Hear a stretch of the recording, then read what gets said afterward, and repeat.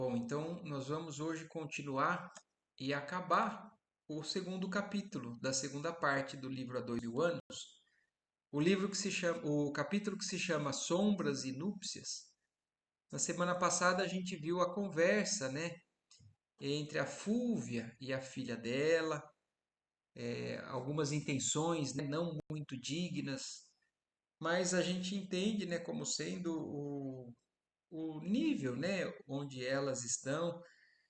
Mas também a gente viu que o Plínio e a Flávia, né, estão cada vez mais se envolvendo a ponto de realmente já começar a planejar um casamento. E a Agripa, que é o irmão mais velho do Plínio, o filho do Flamínio Severus, né, que morreu, que desencarnou, tem uma paixão também pela Flávia, né? Mas ele se abre com a mãe dele e a mãe dele dá bons conselhos e sugere que ele, para lidar com essa dificuldade e não prejudicar o irmão e nem a Flávia, que ele possa se deslocar para outras cidades, onde eles têm trabalhos a fazer também. E foi assim que nós terminamos no domingo passado. Então a gripa aceita as sugestões maternas, né, como um remédio. É o último parágrafo que a gente leu. E aí nós vamos entrar aqui já nesse item 17. Aos poucos, escoavam-se no horizonte os derradeiros clarões rubros da tarde que davam lugar a uma formosa noite cheia de estrelas. Amparado pelos braços maternos, o moço Patrício recolheu-se mais confortado aos aposentos, esperando o ensejo de providenciar quanto aos seus novos planos. Após acomodá-lo convenientemente, voltou Calpurnia ao terraço. Então vamos nos lembrar, né, que eles estão na casa de Públio Lentulus e da Lívia também, né, acolhidos depois da morte do Flamínio. Então Calpurnia voltou ao terraço ali da casa do Públio, onde procurou repousar das intensas fadigas morais, suplicando a piedade dos deuses. Fixou nos céus constelados os olhos lacrimosos. Parecia que o coração lhe havia parado no peito para assistir ao desfile das recordações mais cariciosas e mais doces, embora com a mente torturada por pensamentos amargos e dolorosos. Mas mais de 6 meses haviam decorrido após a morte do esposo, e a nobre matrona sentia-se já completamente estranha na sociedade e no mundo. Então, olha, 6 meses já se passaram, e a Calpurnia praticamente já não convive mais, não interage mais com a sociedade de quando ela tinha ainda o marido vivo. Fazia prodígios mentais para enfrentar dignamente a situação social, porquanto sentia na sua velhice resignada que o curso do tempo vai insulando determinadas criaturas à margem do rio infinito da vida. Sentia no ambiente e nos corações que a rodeavam uma diferença singular, como se faltasse uma peça do mecanismo do seu raciocínio para completar um precioso julgamento das coisas e dos acontecimentos. Essa peça era a presença do esposo, que a morte arrebatara. Era a sua palavra ponderada e carinhosa, meiga e sábia. Então ela estava se sentindo ainda totalmente com muita dificuldade para avançar, né, com a ausência do ex-esposo. Desde os primeiros dias de permanência na casa dos amigos, recebera de Lívia e Públio, olha isso, ela então, desde que ela passou a morar ali, ela recebeu tanto de Lívia quanto de Públio em separado, porque eles não falavam, não conviviam muito, né? As mais dolorosas confidências sobre os fatos da Palestina, que lhes comprometera para sempre a ventura e tranquilidade conjugal. Mobilizando, porém, todas as suas faculdades de observação e análise, não conseguira pronunciar-se em definitivo quanto aos acontecimentos em favor da inocência da sua carinhosa e leal amiga. Então, eles abriram, né, o coração, tanto o Públio quanto a Lívia, com relação ao que era a realidade entre eles e o que tinha acontecido. Mas a Calpurnia, apesar da Lívia, né, ser uma amiga extremamente carinhosa e leal, ela não conseguiu se posicionar com relação à inocência da Lívia. E vocês vão entender um pouquinho aí do porquê.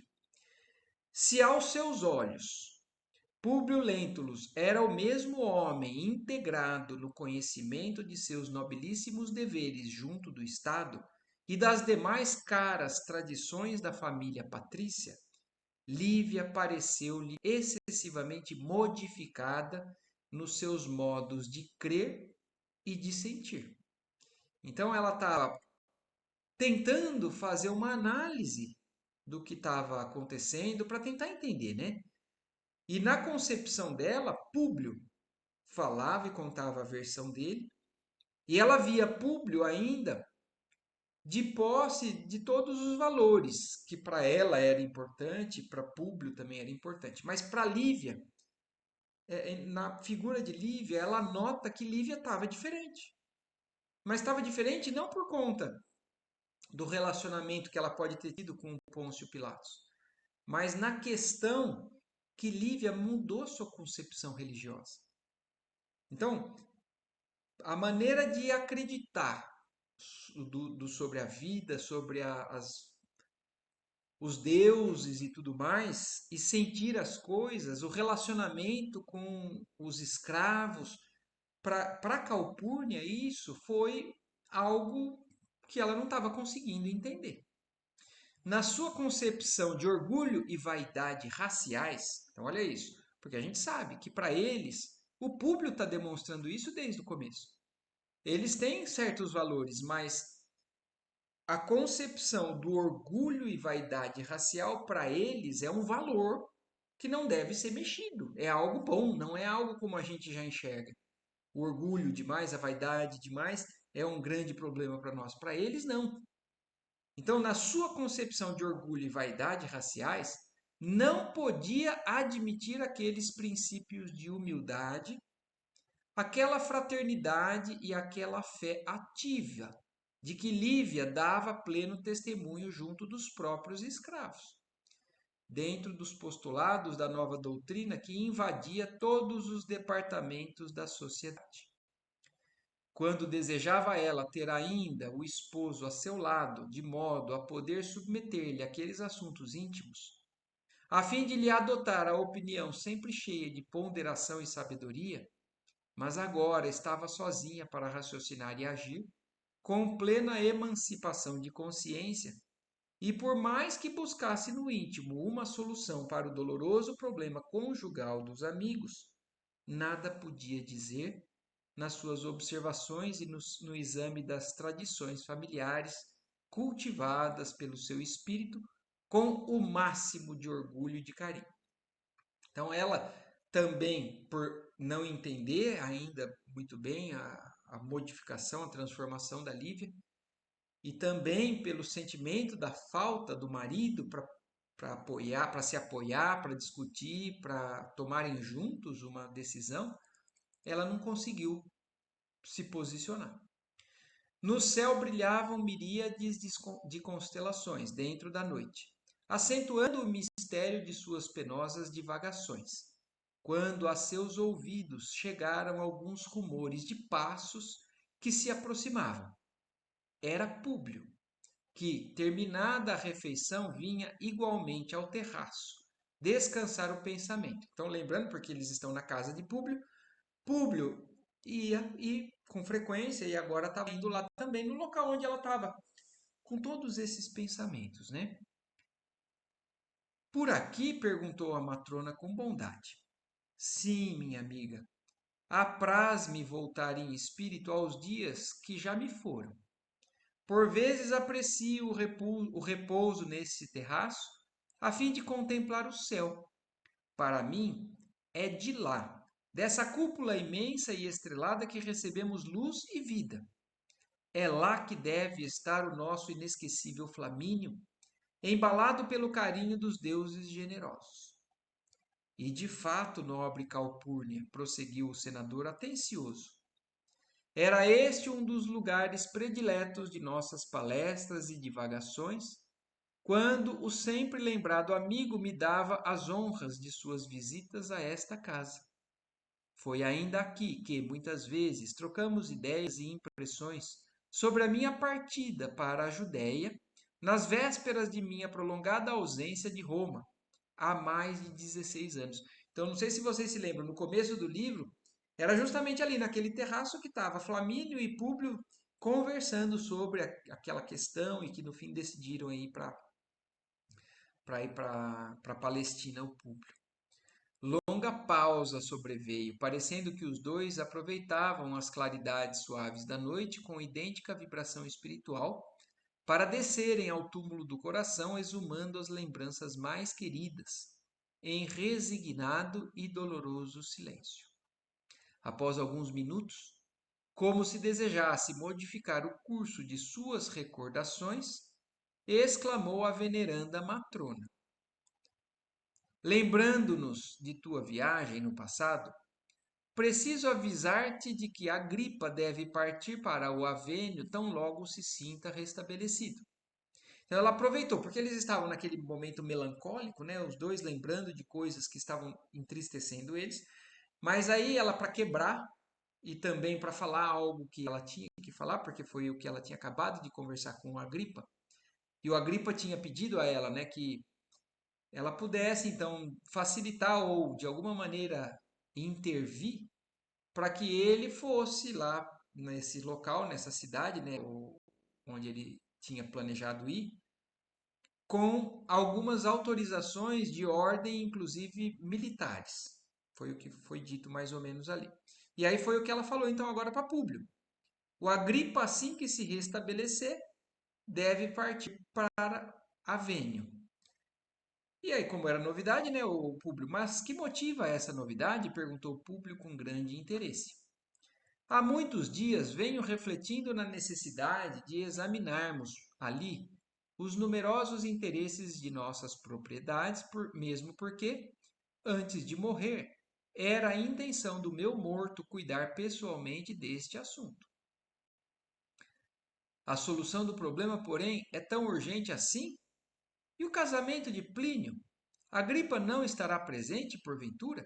Então, ó, vejam que ela não, a Calpurnia não falou pro Públio o porquê da decisão do Agripa sair de perto, né? Ela só falou que era realmente uma necessidade deles de cuidar, de vigiar ou de ver os interesses das propriedades que eles tinham naquela região. Mas como tinha o casamento do irmão para acontecer, o Públio estranha e fala: mas e aí? Por que tão rápido assim? E aí ela explica, fala assim: acredito que não, quer dizer, acredito que ele não vai poder estar no casamento. Todavia, na hipótese de sua ausência, ele será representado por Saul. Olhem só o que está começando a acontecer, né? Vocês se lembram? Saul foi aquele jovem que Públio tinha justamente condenado lá na Palestina e que por coisas do destino, né, colocaram ele na casa ali do Flamínio. Então, ela falando que na ausência de Agripa, Saul vai representá-lo. Antigo liberto de nossa casa, que já nos mandou um mensageiro de Massília comunicando sua presença às cerimônias. É pena, murmurou o senador sensibilizado. Devo dizer-te ainda mais, continuou a matrona com seriedade, que espero o prestigioso favor da tua amizade junto de Cornélio Docus, a fim de que consigas do imperador Cláudio uma boa situação para o nosso viajante, que deseja partir com atribuições oficiais, necessitando para tanto que sejam transformados em regalias militares os direitos políticos que lhe competem pelo nascimento. Então era justamente o que ele tinha pedido para a mãe e a mãe está pedindo agora para o Públio, né? Ele realmente pediu para que por ordem do imperador ele conseguisse a modificação de direitos políticos que ele tinha por ser filho de um senador, mas que ele fosse convertido a militar, que ele pudesse ser passado para direitos e regalias militares. E Públio responde: não será difícil consegui-lo. A atual administração interessa-se muito mais pela valorização das classes armadas. Então não era difícil naquela época conseguir mais alguém que inclusive fosse de confiança para trabalhar na parte militar armada do Império Romano, né? Novo silêncio verificou-se na conversação, voltando o senador a exclamar depois de longa pausa, como se desejasse aproveitar a oportunidade para a solução decisiva do seu amargo problema. Então, olha isso, só para a gente entender. O senador e ela estavam pensando em coisas do passado, ela procurou quebrar essa conversa e voltar para algo necessário, mas o Públio está ainda necessitado, desejoso de resolver algumas dessas pendências íntimas dele, né? E aí ele volta a falar. Então, Calpurnia disse ansiosamente: ao falar de minha excursão no passado, informaste-me da viagem forçada do nosso Agripa no presente. E eu continuo a relembrar minha aventura desfeita, a felicidade perdida, que nunca mais voltou. O senador observava todas as atitudes psicológicas da sua venerável amiga, ansioso por surpreender-lhe um gesto de conforto supremo. Então, olha isso, ele estava necessitado de falar com a Calpurnia, porque até então ele tomou a decisão sozinho, guardou tudo isso para ele sozinho, tinha necessidade de falar com um amigo que desencarnou. E ele quer, de alguma maneira, encontrar uma brecha para poder enxergar que talvez ele pudesse estar errado com relação ao julgamento que ele fez da Lívia. Então, ele voltou a tocar no assunto com a Calpurnia, ansioso em já observar nela alguma coisa que pudesse ser no caminho que ele esperava. Algum conforto, trazer algum conforto para ele.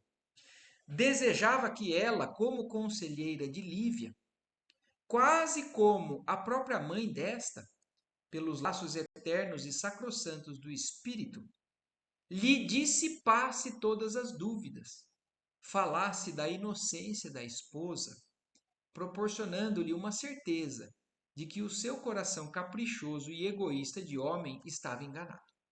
Então, olha isso. Ele se reconhece egoísta, caprichoso e estava procurando naquele momento.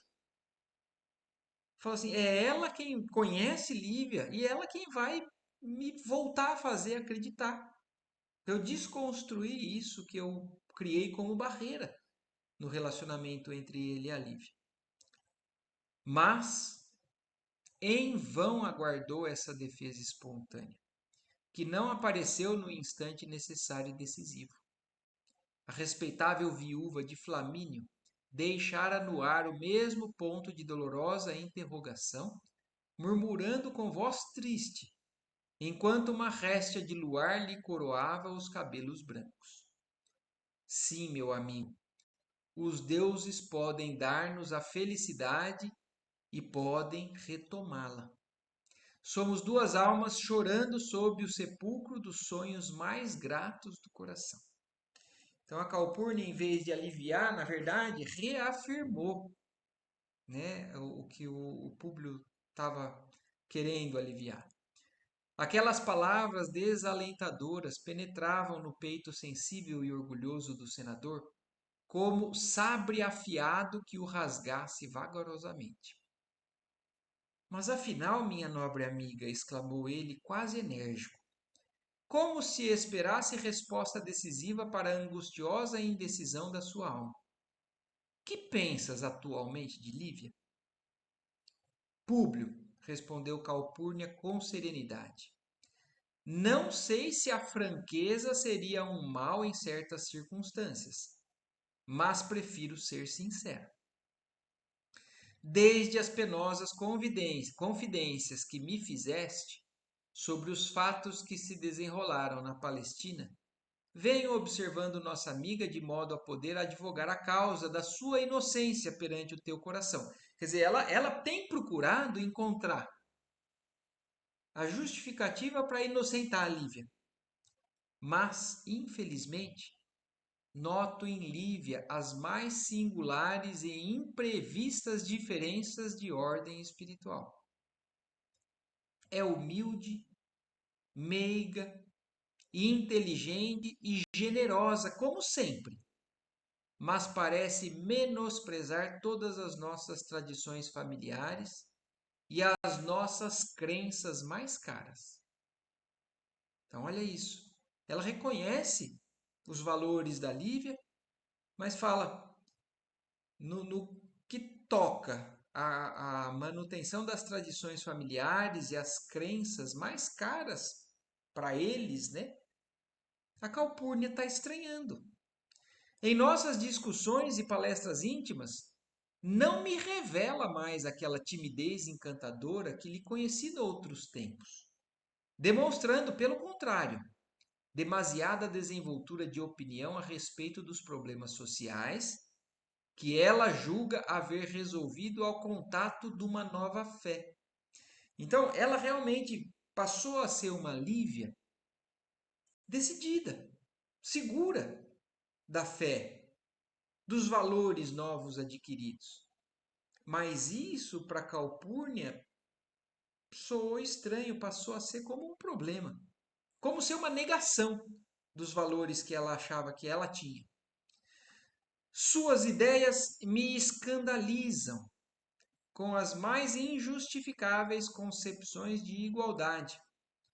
Não hesita em classificar nossos deuses como ilusões nocivas da sociedade, para a qual tem em todas as palavras as mais severas recriminações, revelando singulares modificações em pensamento, indo ao extremo de confraternizar com as próprias servas de sua casa, como se fora uma simples plebeia.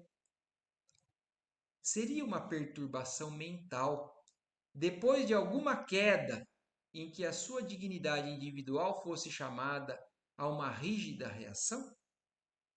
Seriam talvez influências do meio ou mesmo das escravas com quem se habituou a conviver nessa prolongada ausência de Roma? Não sei. A realidade é que, em consequência, não posso manifestar-me, por enquanto, em definitivo, sobre as tuas amarguras conjugais, aconselhando-te a esperar melhor as demonstrações do tempo. Então a Calpurnia está sendo sincera, ela não consegue enxergar coisa boa nessa modificação, apesar de ser o que a gente sabe que é, né? Mas ela foi sincera para o Públio, e isso, na verdade, foi um balde de água fria. Na tentativa, na expectativa de reconciliação que o Públio estava alimentando, porque depois de todo esse tempo, a Lívia, a única coisa que ela fazia de diferente era a aceitação da fé cristã. Mas ela passou a ser continuar sendo uma mãe, não tão mãe, porque Públio tirou um pouquinho, né, isso dela, mas ela passou a ser uma pessoa da casa a agir com toda a serenidade, o respeito, a obediência. Então, tudo aquilo estava confuso na cabeça do Públio. Mas ele, imagina, tantos anos, né, endurecido dessa maneira. Mas Calpurnia não consegue falar para ele positivamente.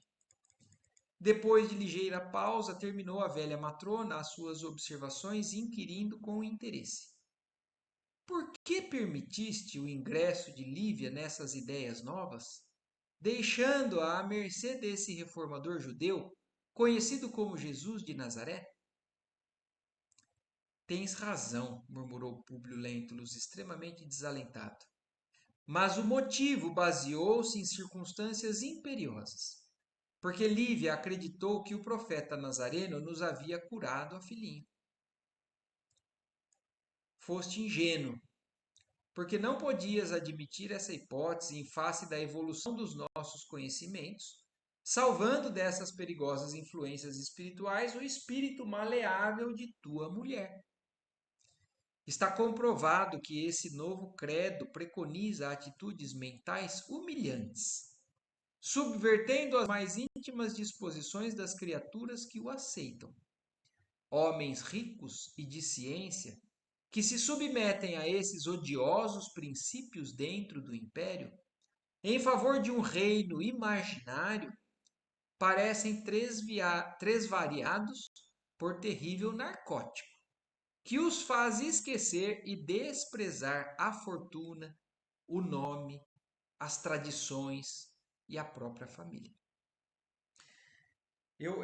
Quando eu leio algo, né, nesse nível assim, eu fico pensando, olha, como eles que negavam o Cristo, muitos que negaram o Cristo, eles falavam de uma convicção íntima, que quem lê acha até que se não tivesse convicto, né, do que é o Cristo, do que é a verdade, a revelação, ficaria até confuso, falar assim, puxa vida, realmente, né? Quem é esse que está fazendo essa bagunça por aí, né? Fazendo muitos parecerem loucos por abandonar coisas que, como ela fala, né? São valores deles. Imagina alguém desprezar a fortuna que tem. Imagina alguém desprezar o seu próprio nome, não dar valor ao seu nome, as tradições e a própria família.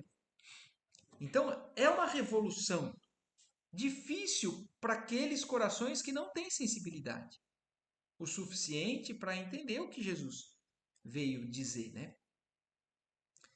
E aí então ela fala isso e fala: Colaborarei contigo, afastando Flávia desses prejuízos morais, levando-a para a minha companhia tão logo se realize o casamento de nossos queridos filhos, porque a verdade é que, quanto a Lívia, tudo já fiz para convencê-la inutilmente. Então ela tem a esperança, a Calpurnia, fala assim, de ainda salvar a Flávia, pelo menos. Dessas ideias que, olha como ela fala, desses prejuízos morais. Como é enganosa o lado oposto, né? Mas é o que ela fala, está falando aqui, prometendo para o público. Entretanto, minha boa amiga, murmurou o senador sensibilizado como a defender-se perante a nobre Patrícia. Observo que Lívia continua a ser uma criatura simples e modesta, sem exigir de mim coisa alguma que atinja o terreno do exorbitante ou do supérfluo. Então, olha isso. O público pesando os dois lados.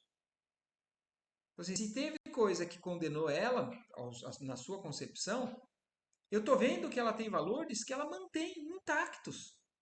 E ela não abusou do fato de que, então, nós vamos manter as aparências, eu sou a mulher do senador, então nós não somos marido e mulher, mas eu quero as minhas regalias. Ele falou assim: ela nunca exigiu de mim nada. Nestes quase 17 anos de íntima separação dentro do lar, somente me solicitou a licença precisa para prosseguir em suas práticas cristãs, juntos de uma amiga serva de nossa casa. Permissão essa que fui obrigado a conceder, considerando a continuidade de sua renúncia silenciosa e triste no ambiente familiar.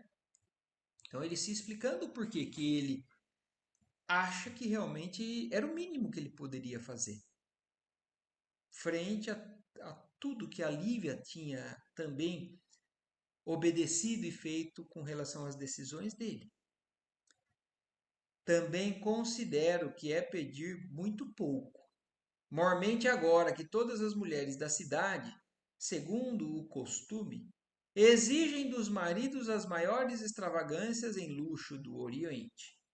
Contudo, cumpre-me aconselhar-te, a ti que conservas intactas as nossas tradições mais queridas, esperares mais algum tempo antes de esqueceres as eventualidades dolorosas do passado, de modo a observarmos se Lívia virá a beneficiar-se com a continuidade de nossas atitudes, voltando finalmente ao seio de nossas tradições e de nossas crenças.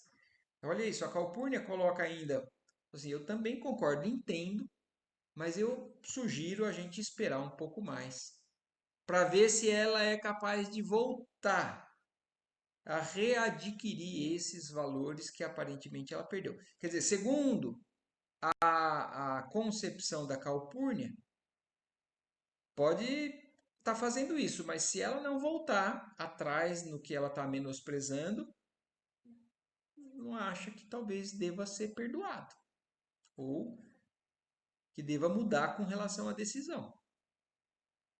Doloroso silêncio se fez então sentir entre ambos após essas palavras. Calpurnia supôs haver cumprido o seu dever e Públio recolheu-se naquela noite, desalentado como nunca. Em breves dias, conseguidos seus intentos, partia Agripa em demanda do Avênio, não obstante as rogativas do irmão e de Flávia, para que esperasse as solenidades do matrimônio.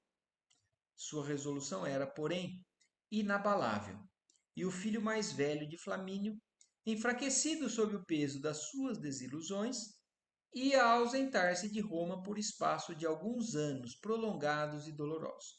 Então, só aqui, ó, esse adendo, né, que Emmanuel coloca aqui para a gente entender que realmente, apesar até do irmão e da própria Flávia insistirem, até porque só a Calpurnia recebeu, né, o desabafo dele e ela guardou para ela. Então ninguém sabe o porquê que a gripa tá indo. Eles pediram na inocência, ela fica para o casamento e tal. Mas ele realmente, enfraquecido, né, com essa desilusão, parte, pelo que diz no livro, por alguns anos prolongados e dolorosos. Não foram fáceis para a gripa. Passavam-se os dias celeremente. E como somos obrigados a caminhar em nossa história na companhia de todas as personagens, devemos registrar que, em se vendo completamente abandonada pelo homem de suas preferências, Aurélia, ralada de venenoso despeito, resolvera aceitar a mão abnegada e afetuosa que o jovem Emiliano Lúcio lhe oferecia. Então, agora só falando, nós vamos só contar o que aconteceu com a outra parte, né? Então, a Aurélia, que estava tentando fazer ciúme por, né, orientação da mãe, acaba percebendo que realmente nada ia acontecer e também acaba se casando com esse Emiliano Lúcio que ela tinha na época aceitado ser cortejada por ele para fazer ciúmes para o Plínio. Fúvia, que acompanhara a luta silenciosa, intoxicada pelos seus sentimentos inferiores, deliberou aguardar o tempo para exercer as suas sinistras represálias. Quer dizer, olha isso, no coração, no íntimo de Fúvia, apesar de entender que no momento não tinha mais nada o que fazer, no fundo, ela só está esperando um momento lá na frente para se vingar, para poder fazer o que o coração doente dela pedia, né? E em tempo breve, o casamento de Plínio e Flávia realizava-se com suntuosidade discreta no palácio do Aventino. O noivo, cheio de galardões militares e títulos honoríficos, bem como a futura companheira, tocada de formosura indefinível e de adorável simplicidade, sentiam-se venturosos, como se a felicidade perfeita se resumisse tão somente na eterna fusão de seus corações e de suas almas.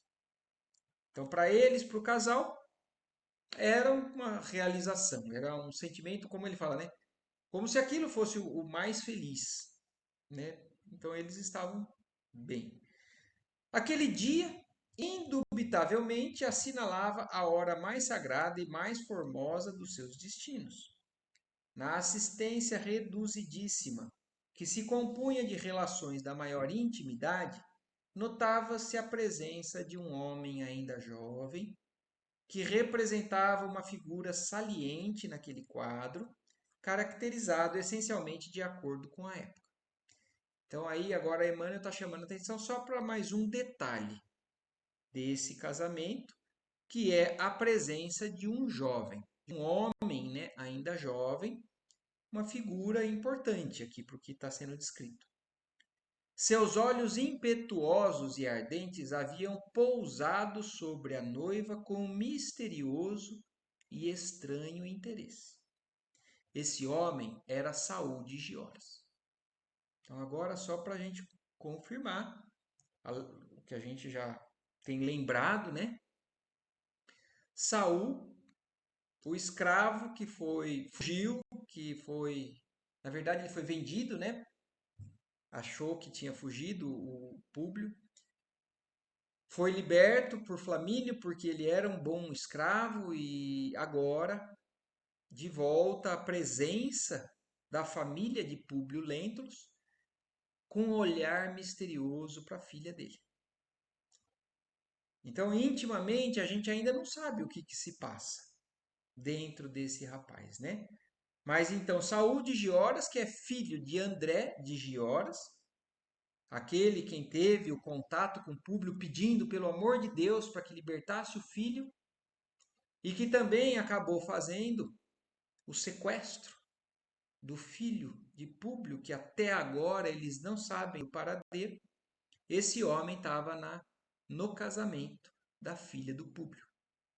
Então, esse homem era Saul de Gioras, que abandonando o sobrenome paterno, quer dizer, ele não se intitulava mais de Gioras, porque se fosse assim também, talvez o Públio tivesse reconhecido. Exibia agora uma nova denominação romana, segundo a antiga autorização de Flamínio, de modo a valorizar cada vez mais a expressão social da sua fortuna. Debalde, o senador fez o possível para identificar aquele judeu que se lhe figurava um velho conhecido pessoal. Saul, porém, reconhecera o seu verdugo de outrora. Então, se o senador estava vendo algo de familiar naquele rapaz, mas não conseguiu identificar, Saul reconheceu Públio como sendo o responsável por tudo aquilo que tinha mudado na vida dele. Reconheceu e guardou silêncio, serenando as grandes emoções do seu foro íntimo, porque, qual o pai, tinha o coração mergulhado nos propósitos tenebrosos de uma vindita cruel. Então ele não se abriu, não falou, guardou, inclusive segurou as emoções que por dentro provavelmente estavam intensas. Mas por quê? Porque no fundo, como o próprio pai, ele tinha propósitos de vingança com relação ao Públio e à própria família. E aqui então nós encerramos esse capítulo, né? Do o capítulo 2 da segunda parte, que é as sombras e as núpcias. Então eles se casam, mas aí a gente termina com essa presença do Saul ali no casamento. E não na semana que vem, né? Como eu já disse, daqui 4 semanas, né? São 3 semanas que eu não vou conseguir fazer. Nós voltamos para o capítulo 3, que se chama Planos da Treva. E aí a gente vai dando a sequência para o nosso livro. Ok, Ficou muito claro? obrigada. Certinho, Ádila? Sim. Então tá joia. Lela, Boa Eva, viagem, viu, Mar? obrigado, Ádila. Obrigado. Mas em Não, ficou breve claro. estaremos juntos. Até a volta, se Deus quiser. Vai com Deus, Marco, Obrigado, e obrigado, viu? Pelas que corra tudo intenções aí, bem lá. orações, que são Sim, necessárias mesmo.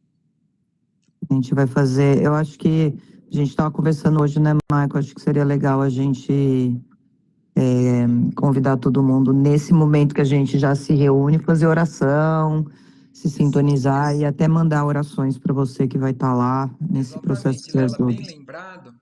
E eu acho que realmente é uma boa. Apesar de eu estar impossibilitado de a gente fazer os estudos, esse nosso horário já é consagrado, né, para a gente mentalizar, unir e se reunir. Então, se vocês tiverem necessidade, nesse horário das 9 horas, né, do domingo, se manter na oração, vibração, ou assistir novamente alguma coisa, mas manter essa conexão em benefício de cada um de vocês e também para mim, que estou lá à distância, eu vou procurar, apesar de ser um fuso muito diferente, sempre que eu puder, eu vou também procurar estar sintonizado junto, certo? Certo, pode deixar. Então tá joia. Boa semana, boa noite para Boa todos. semana, boa viagem, Boa Marco. semana, boa Tchau, noite. Tchau, tchau. pessoal.